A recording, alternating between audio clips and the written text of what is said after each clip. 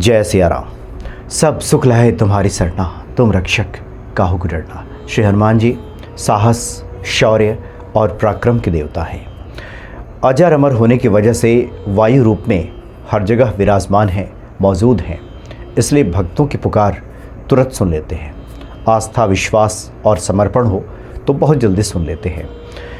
वैदिक नियमों की भी बहुत आवश्यकता नहीं होती हनुमान जी के पूजन में। मनोरथों को अति शीघ्र पूर्ण कर देते हैं श्री हनुमान जी। बहुत सी जिज्ञासाएं सामने आती हैं कि हम हनुमान जी का नियमित जो पाठ करते हैं, पूजन करते हैं, उसके अलावा अगर हम उपासना करना चाहें विशेष दिनों में, मंगलवार और शनिवार को, तो इसकी संक्षिप्त विधि क्या होगी जो हर कोई आसानी से कर सके। पहले तो चूँकि हनुमान जी ब्रह्मचारी देव हैं, इसलिए गृहस्थों के घरों में उनकी बहुत ऊंची प्रतिमाएं, ऊंचे विग्रह नहीं देखने को मिलते। 9 इंच तक की प्रतिमाएं घर में रखी जाती हैं और तस्वीर स्वरूप में पूजन किया जाए तो यह अति उत्तम रहता है। बाकी जो मंदिरों में या फिर जो सन्यासी हैं वो अपने यहाँ बड़े बड़े जो हनुमान जी की विग्रह हैं उसको स्थापित करते हैं और पूजन करते हैं। इसलिए गृहस्थों के लिए तो बहुत ही सुलभ है, बहुत ही आसान है और श्री हनुमान जी की प्रसन्नता भी बहुत जल्द गृहस्थों को प्राप्त भी हो जाती है। अब एक बात इसमें आती है कि मंगलवार और शनिवार को चूँकि बहुत से लोग शनि जनित पीड़ा से परेशान रहते हैं और शनि महाराज ने वचन भी दिया है हनुमान जी को कि हम आपके भक्तों को परेशान नहीं करेंगे, कठोर दंड नहीं देंगे। लेकिन भाग्यवश, प्रारब्धवश अगर परेशानियां कुछ आती भी है और लगता है कि इन परेशानियों की अधिकता ज़्यादा है, बहुत ज़्यादा परेशानी है, तो हनुमान जी के कुछ विशेष पूजन की बातें बताई गई हैं कि किस प्रकार से मंगलवार या शनिवार को हनुमान जी का हम पूजन करें। चाहे हम कोई भी पाठ करें, एक इसकी संक्षिप्त विधि है किसको किया जा सकता है। अगर चूँकि हर व्यक्ति के जीवन में कम से कम 3 बार तो 7.5 के प्रभाव आता ही है और अपवाद स्वरूप 4 बार भी आ जाता है 7.5। और जब भी 7.5 की स्थिति बनती है तो व्यक्ति के जीवन में तो परेशानियाँ आती हैं, व्यक्ति घबरा भी जाता है, सुन के और घबरा जाता है। उसको पता चल जाए, कोई बता दे, कोई ज्योतिषी कह दे कि अभी तो आपकी 7.5 चल रही है, तो चूँकि उसने यहाँ वहाँ से बहुत सी बातें सुन रखी हैं तो और भी परेशान होता है। एक बार तो बाबा नीम करोली जी महाराज के एक भक्त से बातचीत हो रही थी, तो उन्होंने कहा कि 7.5 अब मेरा समाप्त होने वाला है और मुझे पता भी नहीं था कि 7.5 मुझ पर चल रही है। अभी कुछ दिन पहले एक ज्योतिषी मिले तो उन्होंने कहा कि आप पे तो 7.5 चल रही है। तो उन्होंने कहा कि अब हनुमान जी की कृपा से मुझे तो पता ही नहीं चला कि कब 7.5 आई और निकल गई, सब आनंद ही आनंद रहा, कुछ ऐसी बहुत बड़ी परेशानी नहीं आई। हो सकता है 7.5 की वजह से थोड़ी बहुत बाधाएं, कठिनाइयाँ आई हों, लेकिन श्री हनुमान जी ऐसे दयालु हैं कि उनकी शरण में रहने के बाद, उनका पूजन करने के बाद ये पता ही नहीं चला कि कब 7.5 आई और कब चली गई। ऐसा ही होता है हनुमान जी के भक्तों के जीवन में, पता नहीं चलेगा। लेकिन कई बार व्यक्ति सुन लेता है कि अभी ये स्थिति चल रही है तो स्वाभाविक है वो डर जाता है, मानसिक रूप से परेशान भी हो जाता है।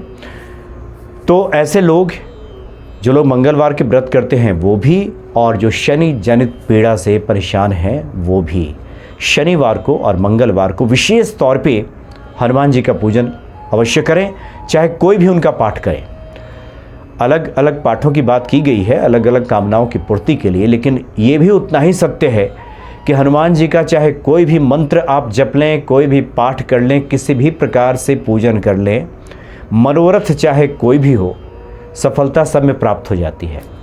सब में वो पुण्य प्रदान करने वाला है, लाभ प्रदान करने वाला है, मनोरथों की सिद्धि करने वाला है। वैसे विशेष बातें बताई गई हैं, जैसे हनुमान बाहु के बारे में है कि बीमारी की अवस्था में ये पाठ किया जाता है। चूँकि बाहु में पीड़ा हुई थी कुछ समय तुलसीदास जी, तो उन्होंने हनुमान जी को पुकारा।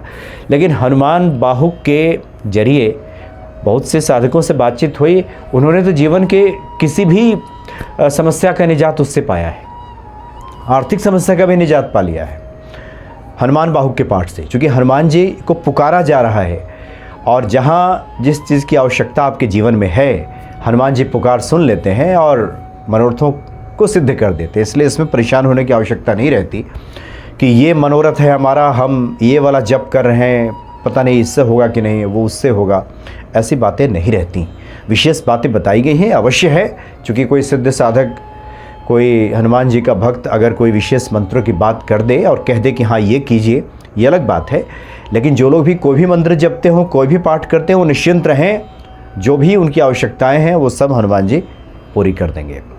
तो मंगलवार और शनिवार को विशेष पूजन करें, स्नान आदि क्रिया से निवृत्त हो जाएं और हनुमान जी को जहां अपने घर में पूजा स्थल में आपने विराजित किया है, उसके अलावा किसी एकांत कमरे को चुनें, जहां आप एकांत में बैठ करके कम से कम 1 घंटा वहां बैठ करके हनुमान जी का पूजन कर सकते हो। और वहाँ पूरब की तरफ आपका मुख हो, पूरब का जो दीवार है वहाँ पे एक बाजोट बिछा करके, यानी ऊंचा कोई चौकी जैसा हो, उस पर बिछा करके 1.25 मीटर कपड़ा उस पर लाल बिछा दीजिए और वहीं पे 125 ग्राम अखंड चावल जो टूटा हुआ न हो उसको वहाँ पे रख दीजिए उस पर।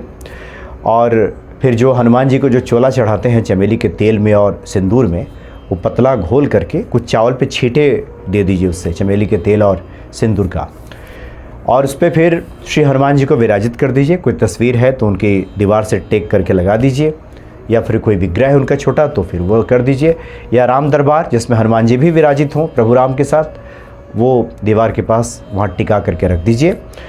और उसके बाद बाईं तरफ जल का पात्र और दाहिनी तरफ शुद्ध घी का दीपक वहाँ पे जला लें और लाल आसन ही बिछा करके वहीं पे आप भी बैठ जाएं। हालांकि ये विधान तो ये कहता है कि लाल वस्त्र आप धारण करें तो अति उत्तम। जो महिलाएं हैं वो भी लाल चुन्नी वगैरह धारण करके बैठ जाएं तो अति उत्तम। पुरुषों के लिए तो कहा गया है कि अगर संभव हो सके तो लाल लंगोट अगर धारण कर लें तो इससे तो बढ़िया कुछ है ही नहीं। लेकिन खैर ये सब ना हो तब भी लाल वस्त्र कोई भी अगर अपने शरीर पे भी धारण कर लिया है और लाल आसन पे वहाँ पे बैठ जाएं और जैसा कि नियम है उस नियम के मुताबिक गणेश जी का सुमिरन करके, प्रभु राम का सुमिरन करके, और उसके बाद जो भी संकल्प आपका है मन ही मन दोहराएं। चूँकि गृहस्थों के लिए जो वैदिक तरीके से कर्मकांड के जरिए जो संकल्प की बातें की गई हैं, बहुत से लोग लिख करके भेजते हैं कि उसमें त्रुटि हो जाती है। कई बार पता नहीं रहता, तिथि का पता नहीं है, स्थान का पता नहीं है, कौन सा समय चल रहा है, कौन सा नक्षत्र है, ये सब पता नहीं रहता। तो ये सब बोलना बताना तो संभव नहीं रहता। लेकिन चूँकि हनुमान जी वहाँ विराजमान हैं वायु रूप में, इसलिए आप जिस भाषा को जानते हैं या भाषा न भी बोलें, मानसिक संकल्प भी लिया जाता है। मन ही मन आप संकल्प करें और हनुमान जी से प्रार्थना करें कि ये परेशानी है, ये हमारा मनोरथ है, इसको पूर्ण करें और हम ये पाठ करने जा रहे हैं। तो पाठ करना शुरू करें और उसके पहले नैवेद्य वगैरह जो हनुमान जी का है वो अर्पित करके पाठ करना शुरू करें। पाठ की समाप्ति के बाद कोई एक मंत्र अवश्य जपें वहाँ पे बैठ करके हनुमान जी का।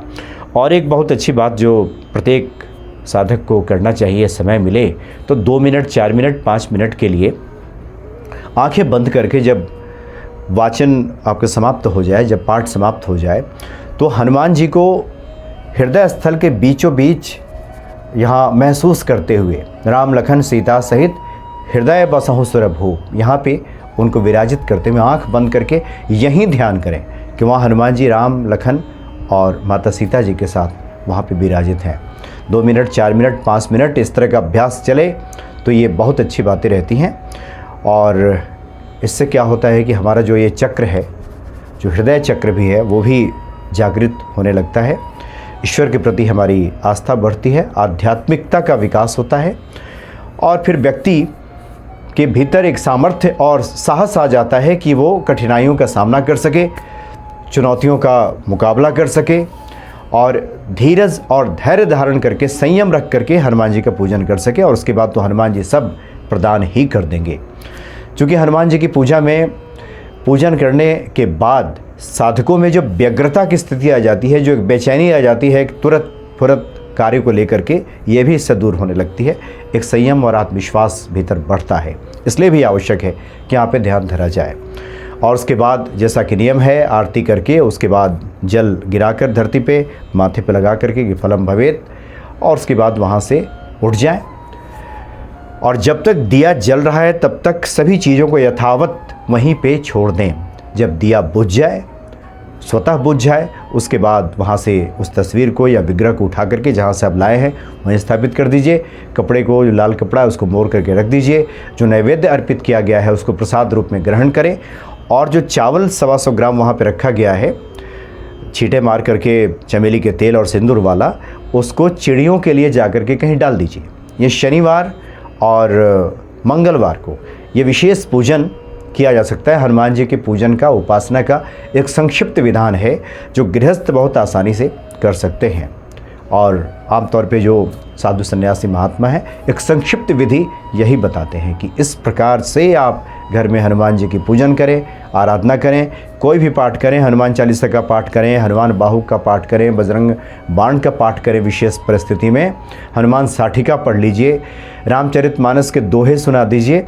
कोई भी पाठ हो आप इस विधि से कर सकते हैं। संकल्पित इस बात को भी लेकर हो सकते हैं कि कितने दिनों तक आप इस विधि को करेंगे, 11, 21, 31, या फिर हनुमान जी जब तक प्रेरणा देते रहेंगे तब तक हम करते रहेंगे। समय जब जब ऐसे मिलेगा इस भांति भी ये किया जा सकता है। तो ये हनुमान जी के पूजन का, उपासना का एक संक्षिप्त विधि है जो शनिवार को किया जा सकता है, और इससे शनि जनित जो पीड़ा है, जो परेशानी है, कठिनाइयाँ हैं, उसमें राहत मिल जाती है। और पुनः उस बात को हम दोहराएं, साधकों का ऐसा अनुभव है कि जो हनुमान जी की शरण में हैं, चाहे ग्रहों की कितनी प्रतिकूल स्थिति हो, भक्तों को पता नहीं चलता कि ये कब विपरीत परिस्थितियां आईं और चली गईं, सब एक जैसा ही रहता है। कोई उतार चढ़ाव बहुत ज़्यादा देखने को नहीं मिलता, लगभग एक सम वाली स्थिति बनी रहती है। लोग कहते हैं ना कि जीवन है तो उतार चढ़ाव, दुख सुख ये सब आता रहेगा, वो ठीक है, लेकिन इसमें बहुत ज़्यादा अंतर नहीं दिखेगा कि बहुत सुख के बाद बहुत दुख आ गया, बहुत परेशानी आ गई, ऐसा नहीं होगा। बहुत थोड़े में ही वो सब निपट जाएगा। ये स्थिति हनुमान जी के पूजन का देखा गया है। इसलिए इस संक्षिप्त विधि से जो भक्त पूजन करते हैं, निश्चित ही पवन पुत्र हनुमान जी के वो कृपा पात्र बन जाते हैं। जय सिया राम।